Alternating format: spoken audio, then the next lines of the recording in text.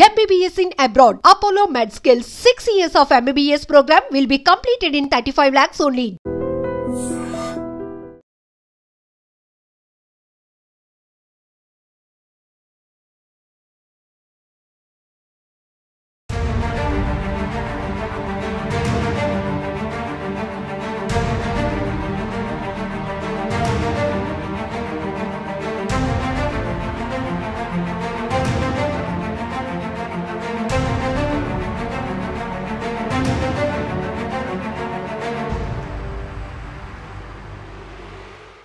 అతిపెద్ద విమాన ప్రమాదం, భారీ విస్ఫోటనం. ఇప్పటికీ ఆ విమాన ప్రమాదం వల్ల మృతుల సంఖ్య 270 పైనే. అయితే ఒకే ఒక్కడు రమేష్ విశ్వాస్ ఎలా బయటపడ్డాడు, ఎలా నడుచుకుంటూ బయటకు వచ్చాడు, అంబులెన్స్ వరకు ఎలా వెళ్ళగలిగాడు, ఇదే ఇప్పుడు ప్రతి ఒక్కరి మదిలో మెదులుతున్న ప్రశ్న. ఈ సంఘటన, ఈ ప్రమాదం జరిగిన తర్వాత అనేక రకాలుగా ఎవరి విశ్లేషణలు వాళ్ళవి, ఎన్నో వేళ్ల ప్రశ్నలు బయటకు వస్తున్నాయి, అనేక అనుమానాలు వ్యక్తమవుతున్నాయి. అసలు ప్రమాదం ఎలా జరిగింది? టెక్నికల్ ఇష్యూయే కారణమా, లేకపోతే ఏదైనా కుట్ర కోణం దాగి ఉందా? ఇలా ఎన్నో అనుమానాలు ప్రతి ఒక్కరిని కదిలిస్తున్న తరుణంలోనే రమేష్ విశ్వాస్ అనే ఒకే ఒక వ్యక్తి బయటకు నడుచుకుంటూ రావటం, అది కూడా బ్రిటన్ జాతీయుడైన ఈ రమేష్ విశ్వాస్ మాత్రమే ఈ భారీ విస్ఫోటనం నుంచి తప్పించుకోగలిగాడు. థ్యాంక్ గాడ్ అంటూ, కనీసం ఒక్కరైనా బ్రతికారు అంటూ అందరూ సంతోషించారు. ఆ తర్వాత అతనితో నేషనల్ మీడియాలు మాట్లాడించినప్పుడు కూడా అంతా నా కళ్ళ ముందే జరిగిపోయింది, కానీ నేను తెలుసుకోలేకపోయాను. అసలు ఏం జరిగిందో కూడా నాకు తెలియలేదు. నేను ఎలా బ్రతికానో నాకే అర్థం కావటం లేదు. అంబులెన్స్ వరకు నేను నడుచుకుంటూ రాగలిగాను. తర్వాత హాస్పిటల్కి తీసుకెళ్ళి నాకు ట్రీట్మెంట్ ఇచ్చారు. ఇది మాత్రమే గుర్తుంది, ప్రమాదం గురించి ఇంకేమీ గుర్తులేదు అంటూ రమేష్ విశ్వాస్ చెప్తున్నటువంటి మాటలన్నీ కూడా సోషల్ మీడియాలో బాగా వైరల్ అవుతున్నాయి. అంతకుముందే ప్రమాదం జరిగిన తర్వాత ప్రతి ఒక్కరూ, ఆ విమానంలో ప్రయాణిస్తున్న సిబ్బంది, పైలట్లు ఇద్దరు, ఇక ప్రయాణికులందరూ కూడా ఒక్కరు కూడా బ్రతకటానికి అవకాశం లేదు. అంత భారీ విస్ఫోటనం జరిగిపోయింది. ఆ ప్రాంతం అంతా అగ్నిగుండంలా మారిపోయింది అని అధికారిక ప్రకటనలు వచ్చిన తర్వాత కూడా ఒక మిరాకిల్, ఏదో అద్భుతం జరిగినట్టుగా ఒకే ఒక్కడు మృత్యుంజయుడు, ఆ ఒక్కడు రమేష్ విశ్వాస్ అంటూ ఆయన నడుచుకుంటూ వెళ్తున్నటువంటి వీడియోలు బయటకు రావటం, ఆయన గురించి, ఆయన నుంచి ఇంకేదైనా ఇన్ఫర్మేషన్ వస్తుందా ఈ ప్రమాదం గురించి? అసలు అంతమంది కూడా చనిపోతే ఆ ఒక్కడు ఎలా బ్రతికాడు అనేది ఒక ప్రశ్న. ఇంకొక వైపు, సరే అతనైనా ఈ ప్రమాదం నుంచి తప్పించుకున్నాడు, దేవుడే అతన్ని కాపాడాడు అంటూ మరొక వైపు 11A సీట్ ఒక మిరాకిల్, ఒక లక్కీ అని చెప్పుకోవచ్చు. ఎందుకంటే ఆ సీట్లో, అంటే విమానానికి left side emergency door, exit డోర్కి దగ్గరగా 11A సీట్ ఉంటుంది. ఆ 11A సీట్లో కూర్చుని ప్రయాణిస్తున్నటువంటి ప్రయాణికుడు ఈ రమేష్ విశ్వాస్. కాబట్టి ప్రమాదం జరిగిన వెంటనే అతనికి అక్కడ ఒక పెద్ద హోల్ కనిపించింది. అది ఎగ్జిట్ నుంచి వచ్చిందా, లేకపోతే ప్రమాదం జరిగిన తర్వాత ఏర్పడినటువంటి ఆ స్పేస్ అనేది తెలియదు, కానీ అందులో నుంచి తాను తప్పించుకున్నట్టుగా చెప్పినటువంటి మాటలు ప్రతి ఒక్కరికి కొంత ఆసక్తి కలిగించాయి. అయితే ఇప్పుడు ఈ విమాన ప్రమాదంపై, అహ్మదాబాద్ మేఘాణిలో జరిగిన అతి భారీ విమాన ప్రమాదంపై దర్యాప్తు సంస్థలైతే బిగ్ ఫోకస్ పెట్టాయి. పూర్తి స్థాయిలో ఏం జరిగింది, ఎలాంటి టెక్నికల్ ఇష్యూస్, ప్రాబ్లం వచ్చింది, లేకపోతే దీని వెనకాతల ఇంకేమైనా కుట్ర కోణం దాగి ఉందని అనేక రకాల కోణాల్లో విశ్లేషణ మొదలుపెట్టి దర్యాప్తు ముమ్మరం చేస్తున్న నేపథ్యంలోనే ఇప్పుడు గుజరాత్ పోలీసులు, లోకల్గా ఉన్న పోలీసులకు ఎన్నో ప్రశ్నలు వెంటాడుతూనే ఉన్నాయి. అసలు ప్రమాదం ఆ స్థాయిలో జరిగితే ఫ్లైట్ రన్వే నుంచి మూవ్ అయినటువంటి కొన్ని క్షణాల్లోనే ఈ ప్రమాదం జరిగి బీజే మెడికల్ కాలేజ్ హాస్టల్ భవనంపై అలా ఉరిగిపోయి కుప్పకూలి అందులో ఫ్యూయల్ 1,20,000 లీటర్లు ఉండటంతో, అతి భారీగా ఫ్లేంబుల్ ఫ్యూయల్ ఉండటంతో అది ఇంకా తప్పించలేనటువంటి ప్రమాదంగా మారింది. భారీగా అగ్నికేరలు ఎగసిపడ్డాయి. మొత్తం పొగ, మంచు దట్టంగా అలముకున్న పరిస్థితిలో ఒక్కసారిగా ప్రతి ఒక్కరి గుండెలు అదిరిపోయాయి. తీవ్రమైనటువంటి భయాందోళన, ప్రజల్ని ప్యానిక్కి గురి చేసినటువంటి బిగ్గెస్ట్ ప్లేన్ క్రాష్ ఇది, అహ్మదాబాద్ విమాన ప్రమాదం. అయితే ఈ ప్రమాదం నుంచి ఒకే ఒక వ్యక్తి ఎలా బయటపడ్డాడు? ఒకవేళ ఇప్పుడు ఈ ప్రమాదానికి సంబంధించి ఒక్కొక్క వీడియోస్ కూడా బయటకు వస్తున్నాయి. నిన్న మనం బ్లాక్ బాక్స్ నుంచి 5 seconds ఆడియో కాల్ రిలీజ్ అవ్వడం కూడా ప్రతి ఒక్కరిని కూడా షాక్ గురి చేసిన విషయం. ఎందుకంటే బ్లాక్ బాక్స్లో నిక్షిప్తమైనటువంటి ఆ కీలకమైన ఆధారం ఈ ప్రమాదానికి కారణం ఏంటి అనేది తెలిపే అవకాశం ఉంటుంది. కాబట్టి ఢిల్లీలో ఉన్న బ్లాక్ బాక్స్ ల్యాబ్కి కూడా పంపించారు. ఆ తర్వాత ఈ ఇన్వెస్టిగేషన్లో భాగంగా 5 seconds ఆడియో కాల్ ఏదైతే ఏటీసీకి పైలట్ ఇచ్చినటువంటి కాన్వర్జేషన్ ఏదైతే ఉందో, mayday mayday mayday, no power no thrust, going down, ఈ ఒక్క మాట తప్ప ఇంకేమీ రికార్డ్ కాలేదు. ఎందుకంటే పైలట్ ఏటీసీకి ఇచ్చినటువంటి ఈ మేడే కాల్ ఏదైతే ఉందో, ఈ ఇన్ఫర్మేషన్ 5 seconds ఆడియో కాల్ తర్వాత ఏటీసీ నుంచి మళ్ళీ ఎలాంటి రిప్లై కూడా రాకుండానే మొత్తం సాంకేతిక పరమైనటువంటి సమస్యల వల్ల అక్కడ పవర్ అంతా ఆఫ్ అయిపోయింది. కాబట్టి ఇంకా పూర్తిగా కమ్యూనికేషన్ అనేది తెగిపోయింది.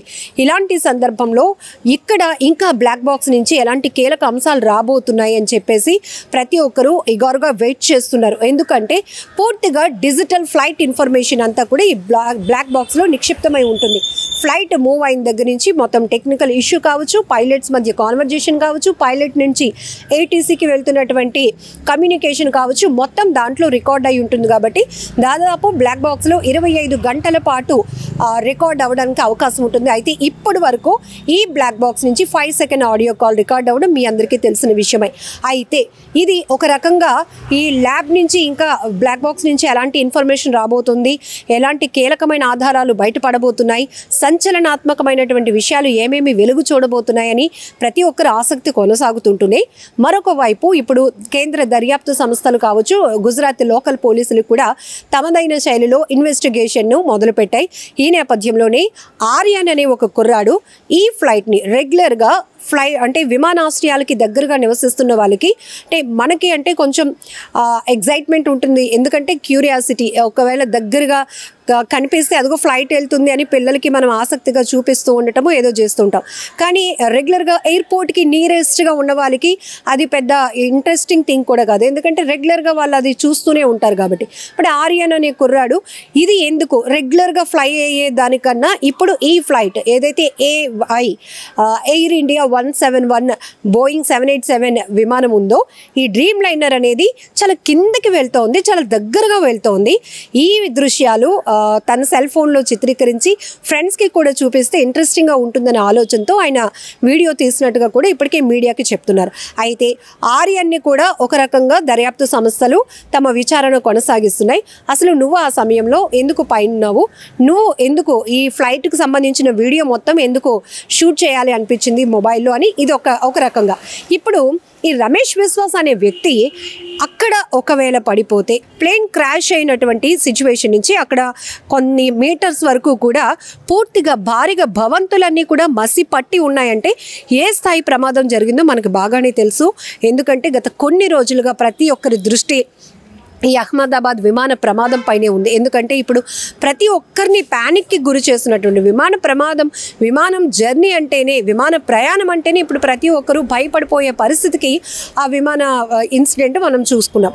ఇప్పుడు ఈ రమేష్ విశ్వాస్ అనే వ్యక్తి ఒక్కసారిగా ఒక ప్రహారీ ఏదైతే ఉంటుందో అది కూలీని అక్కడి నుంచి ఆయన బయటకు వచ్చిన విజువల్సే ఇప్పుడు సోషల్ మీడియాలో కనపడుతున్నాయి. అది కూడా అంత పెద్ద విస్ఫోటనంలో జరిగిన ప్రమాదం నుంచి ఈ వ్యక్తి కనీసం ఎలాంటి ఫ్రాక్చర్ కావచ్చు, పెద్ద పెద్ద కాలిన గాయాలు కానీ అలాంటివి ఏవీ లేకుండా, ఎవరి సహాయం లేకుండా, ఈవెన్ రెస్క్యూ వాళ్ళు కూడా అక్కడికి చేరుకొని అతన్ని రెస్క్యూ చేసి బయటకు తీసుకొచ్చి హాస్పిటల్కు తరలించకుండా ఆయనగానే బయటకు వచ్చి ఎలా అంబులెన్స్ వరకు వెళ్ళగలిగాడు అనేది కూడా మొన్నటి నుంచి ఇదొక మిరాకిల్, దేవుడు ఆయనకి మంచి చేశాడు, ఆయనకి ఇంకా భూమి మీద నూకలు ఉన్నాయి, ఇలా రకరకాల అభిప్రాయాలు చెప్తున్నారు. ఆయనకి ఇంకా రాసు పెట్టి ఉంది జీవించడానికి అని, ఇట్లా ఎవరి అభిప్రాయాలు. కానీ ఇప్పుడు ఇన్వెస్టిగేషన్లో ఇతనికి సంబంధించినటువంటి వీడియో కావచ్చు, రమేష్ విశ్వాస్కి సంబంధించినటువంటి ఇన్ఫర్మేషన్ కూడా ఒక కీలకం కాబోతోంది. ఎందుకంటే 11A అంటే ఈ ప్రమాదం జరిగిన తర్వాత ఇప్పుడు సీసీటీవీలో ఆ సరౌండింగ్లో రికార్డ్ అయినటువంటి సీసీటీవీ దృశ్యాలు కూడా చాలా కీలకంగా నిక్షిప్తంగా పరిశీలిస్తున్నాయి దర్యాప్తు సంస్థలు. ఒక ఫ్లైట్ ఏదైతే ఉందో ఈ AI విమానం భారీ విస్ఫోటనం జరిగినాక అక్కడ కుప్పకూలి ఆ మంటలు ఎగసిపడినాక అందులో నుంచి ఒక పెద్ద మెటీరియల్ ఒకటి బయట ఎగురుతున్నట్టుగా ఇప్పుడు సీసీటీవీలో రికార్డ్ అయింది. ఆ ఎగిరినటువంటి ఆ పార్ట్ ఏదైతే ఉందో అది ఏంటి అసలు? 11A సీట్తో పాటు ఆయన బయటపడ్డాడు. ఒకవేళ పడితే అంత ఎత్తు నుంచి కింద పడినప్పుడు కనీస గాయాలు ఖచ్చితంగా జరగటానికి అవకాశం ఉంటుంది. చుట్టూ అక్కడ పెద్ద పెద్ద చెట్లు ఉన్నాయి, పెద్ద పెద్ద భవంతులు ఉన్నాయి. ఈ విమానం కూలింది కూడా ఒక మెడికల్ కాలేజ్ భారీ భవంతి పైనే. ఇలాంటి పరిస్థితుల్లో అతను ఎలా బయటకు వచ్చాడు, ఇతని నుంచి ఇంకెలాంటి ఇన్ఫర్మేషన్ తెలుసుకోవాలన్నా కూడా ప్రస్తుతానికి ఆయన బయటపడిన వెంటనే మొట్టమొదటిగా చెప్పిన మాట, నేను కళ్ళు తెరిచి చూసేటప్పటికి చుట్టూ శవాలు కనిపించాయి, చల్లా చెదురుగా ఉన్నాయి, నేను ఎలా బతికానో కూడా నాకు తెలియలేదు, నన్ను అంబులెన్స్ నుంచి హాస్పిటల్ వరకు తీసుకొచ్చారు, ఇది మాత్రమే నాకు గుర్తుంది, నా సోదరుడు కూడా నాతో పాటు ట్రావెల్ అవుతున్నాడు, కానీ అతను ఆచూకీ తెలియలేదు, నాకు అతని ఆచూకీ కనుగొనడానికి సహాయం చేయండి. ఈ కొద్ది మాటలే ఆయన ప్రతి మీడియాకి చెప్తున్నమాట. ఈవెన్ ప్రధాని మోదీ కూడా మొన్న అహ్మదాబాద్ విమాన ప్రదేశానికి ఘటనా స్థలికి చేరుకొని అక్కడ ఎలా విమాన ప్రమాదం జరిగింది దానిపై ఆరా తీస్తూనే ఇప్పటికే ట్రీట్మెంట్ తీసుకుంటున్నటువంటి క్షతగాత్రులను కూడా ఆయన పరామర్శించడం. రమేష్ విశ్వాస్ ఒక్కరే మిరాకిల్గా ఆ ప్రమాదం నుంచి, భారీ ప్రమాదం నుంచి బయటపడ్డారు కాబట్టి కొంత కీలకమైన ఇన్ఫర్మేషన్ ఉంటుంది. అదొక మిరాకిల్ సిచ్యువేషన్. అదృష్టవంతుడు, ఒక మృత్యుంజయుడు లాంటి పదాలన్నీ మనం ఆయన కోసం వాడుతున్నాం కాబట్టి హాస్పిటల్కి వెళ్ళి ఆయనతో కూడా మోదీ మాట్లాడారు. అలాగనే దర్యాప్తు సంస్థలు కూడా దర్యాప్తును కొనసాగిస్తున్నారు, ఆయన నుంచి ఏదైనా కీలకమైన ఇన్ఫర్మేషన్ వస్తుందని. అయితే ఇతను ఇప్పుడు బ్రిటన్కు చెందినటువంటి వ్యక్తి కాబట్టి బ్రిటిష్ హై కమిషన్కి కూడా అప్పీల్ చేశారు దర్యాప్తు సంస్థలు. ఇతని కొద్ది రోజుల పాటు ఇక్కడే ఉంచి ట్రీట్మెంట్ అందిస్తూనే ఆయన నుంచి కొంత ఇన్ఫర్మేషన్ మేము తీసుకోవాలి, ప్రమాదానికి సంబంధించినటువంటి కొన్ని కీలకమైన ఆధారాలు కావచ్చు, లేకపోతే అంశాలు కావచ్చు, బయటపడడానికి ఈయన కూడా ఒక కీ పాయింట్. ఎందుకంటే ఒక కీలకమైన వ్యక్తిగా మారారు. ఒక్కరంటే ఒక్కరు కూడా పసిపిల్లలతో పాటు 13 మంది చిన్నారులు, 270కి పైగా మృతుల సంఖ్య పెరిగినటువంటి భారీ ప్రమాదంలో ఒకే ఒక్కరు ఇప్పుడు చాలా కీలకంగా మారారు. ఇక్కడ ఇద్దరు గురించి మనం పర్టికులర్గా చెప్పాలి. కొద్ది రోజులుగా ఈ అహ్మదాబాద్ విమాన ప్రమాదం గురించి మినిట్ టు మినిట్ వస్తున్న అప్డేట్లో ఒకరు ఈ వీడియో షూట్ చేసినటువంటి వాళ్ళు, ఫ్లైట్ వెళ్తూ చాలా దగ్గరగా భవంతులు పై నుంచి వెళ్తూ అక్కడ ఎలా కుప్పకూలింది అనే వీడియో తీసిన ఆర్యన్ ఒకరు, రెండోది ఈ ప్రమాదం నుంచి బయటపడిన రమేష్ విశ్వాస్. వీళ్ళిద్దరూ ఇప్పుడు చాలా కీలకంగా మారారు కాబట్టి దర్యాప్తు సంస్థలు వీరిపైన పెద్ద ఎత్తున ఫోకస్ పెట్టాయి. అయితే ఇక్కడ నెటిజన్లు కూడా తమకు వచ్చినటువంటి అనుమానాలను కూడా సోషల్ మీడియాలో పోస్ట్ చేస్తున్నారు. నిజంగా ఆయన మృత్యుంజయుడు, భగవంతుడే అతన్ని కాపాడాడు అంటూ కొంతమంది చెప్తుంటే, లేదు ఏదో మిరాకిల్, ఏదో సస్పెన్స్ అయితే ఆయన చుట్టూనే ఉంది. అసలు అతను అంత పెద్ద ప్రమాదం నుంచి ఎలా బయటపడ్డాడు? ఇప్పుడు మనం చూస్తూ ఉంటాం, ఏదైనా నిర్మాణ దశలో ఉన్న బిల్డింగ్ 3 అంతస్తులు 4 అంతస్తులు భవనం పై నుంచి కింద పడినటువంటి వ్యక్తులే ఏ కాలో ఏ చెయ్యో ఎరగటమో, లేకపోతే తలకి బలమైన గాయాలు తగటమో ఇవన్నీ చూస్తాం.